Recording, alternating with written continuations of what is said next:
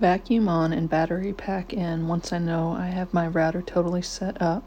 Turn it on and then lower the depth since this is not a plunge router.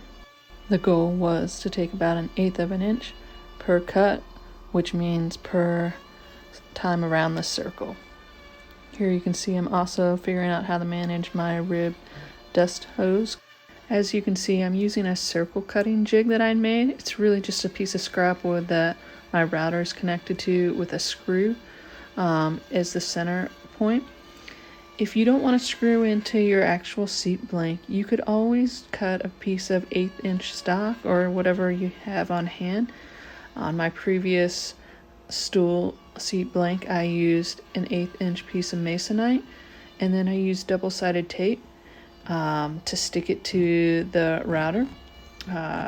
So that's always an option. For the first little bit of routering, you're going to see me have lots of kerfuffles, hose falling out.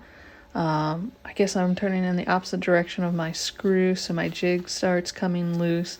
All sorts of just kind of errors, troubleshooting, I don't know what you want to call it, but not having the best of luck.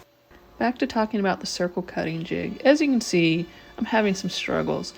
It was good experience to drill this straight into the final stock, but it gave me enough experience that at least for a small diameter circle like this, where I easily have scrap plywood on hand, I would go back to using some stock like that to screw my jig into and to cut my circle out, and then do stuff like, because I don't have a bandsaw in my shop, jigsaw out a little wide of the line, and then use a flush cutting bit after I double-sided tape the circle onto my stock, rather than risking the chance of kind of having more error with the router on my actual stock.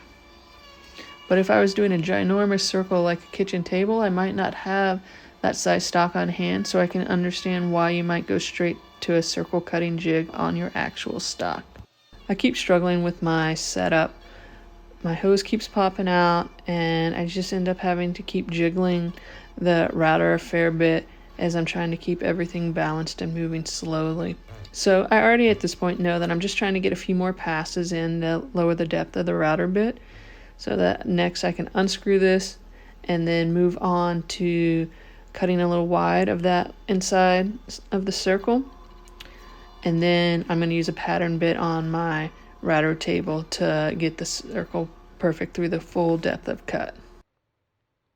Now I've got my seat blanks clamped to my work table, and I'm using my jigsaw to cut in that groove that I just cut, but I'm cutting on the outside of that groove so that next I can come in with that pattern router bit at my router table and let that bearing follow the part that did cut and cut away all of that extra to really clean up the mess I was making with my circle cutting jig.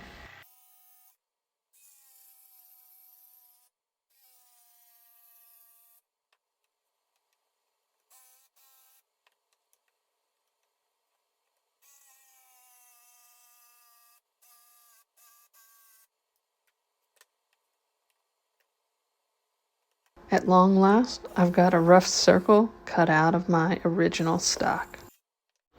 I've got almost 1/4 of an inch of material to remove before that bearing is going to start following the circle I had already made with the router. If I went straight for that full 1/4 of an inch, it would be so grabby with the router bit that I would lose control of my workpiece. So I am making sure that I am just doing light little passes, and I'm going to have to do lots of them. So you're going to see me go round and round and round, but you'll also see that the router never grabs my piece of work.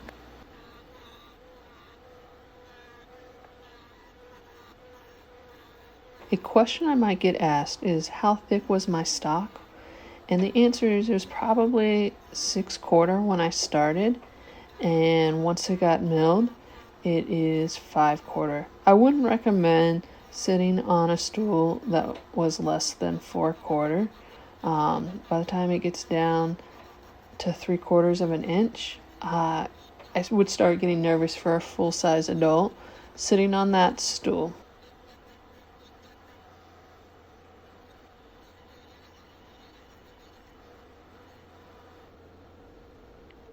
Here I am taking a quick moment to set my dividers to be 1 inch less in diameter than my overall circle is. This was to give me a moment because I want to put a big chamfer on the underside of the seat, and I wanted to make sure that I didn't let that chamfer get too close to where I'm going to drill on the underside of the chair for the legs.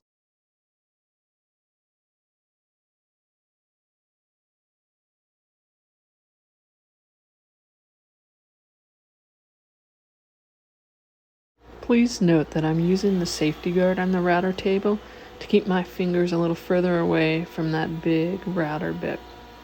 Also, I'm going to do several light passes as I kind of get a test. I didn't do a separate test piece, so I'm just taking out a modest amount. Plus, I don't want that router bit to be too aggressive, so I am going to do some raising of the bit after doing a pass. So I will be here at the router table for a little while, and I'll speed up the recording.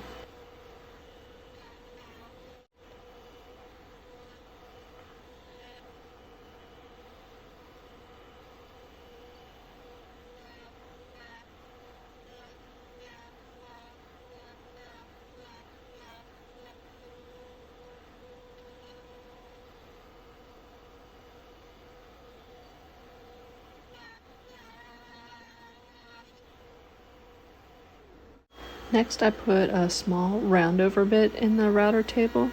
This is purely for comfort when sitting on this stool so that you don't have a sharp edge poking into your thighs.